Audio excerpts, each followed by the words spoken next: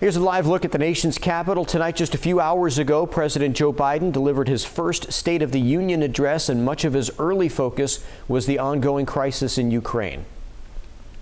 We, the United States of America, stand with the Ukrainian people in the battle between democracy and autocracies. Democracies are rising to the moment. President Biden's speech was meant for Congress and the American people, but it also sent a message to the people of Ukraine and to Russian President Vladimir Putin. The president laying out new steps the U.S. and allies are doing to help Ukraine and punish Russia. Tonight, I'm announcing that we will join our allies in closing off American airspace to all Russian flights, further isolating Russia and adding additional squeeze on their economy. The Russian economy is reeling, and Putin alone is the one to blame. The president also celebrated the nation's success against the COVID pandemic and talked about the challenges facing the economy. One way to fight inflation is to drive down wages and make Americans poorer. I think I have a better idea to fight inflation. Lower your costs, not your wages. With 75% of adult Americans fully vaccinated and hospitalizations down by 77%, most Americans can remove their masks and stay in the classroom and move forward safely. Fund them. The president also drew cheers from both Republicans and Democrats after he declared that police should not be defunded, but should be given the resources they need to protect Americans. And a lot of the issues the president touched on tonight are close to the hearts of Californians, and Sacramento area lawmakers are weighing in on the speech. KCRA 3's Orko Manna spoke to congressmen on both sides of the aisle to get their take.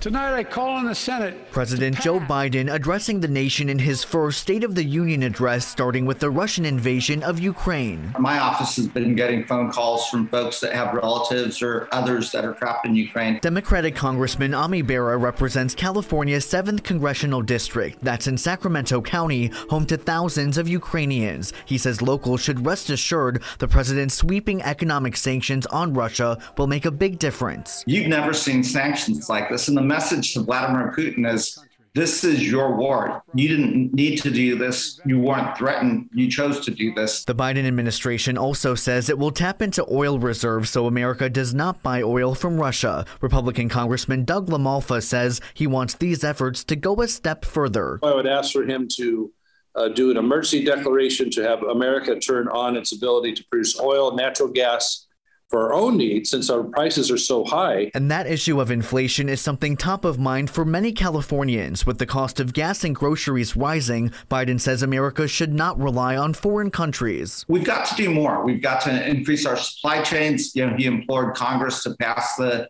U.S. Innovation Competition Act. LaMalfa says streamlined action needs to be taken now. The focus on other things, climate change, that's really not going to get us there. We need to produce energy here, producing our own food, manufacturing here. When it comes to COVID-19, President Biden announced a test and treat initiative at pharmacies where people who are positive can get antiviral pills on the spot. A lot of folks have found it difficult to get access to these antivirals. Again, if we're moving to this phase where we're learning how to live with COVID, that means we have to have better therapies, and we have to make sure those therapies are accessible. While LaMalfa believes that's a good step, he says it's a little late. Had we been doing that for a year or so, I think we would have had a lot lower numbers with already available compounds that what should have been able to help people with early treatment. What everyone does agree on is being united in the face of these major challenges. Orko Manna, KCRA 3 News.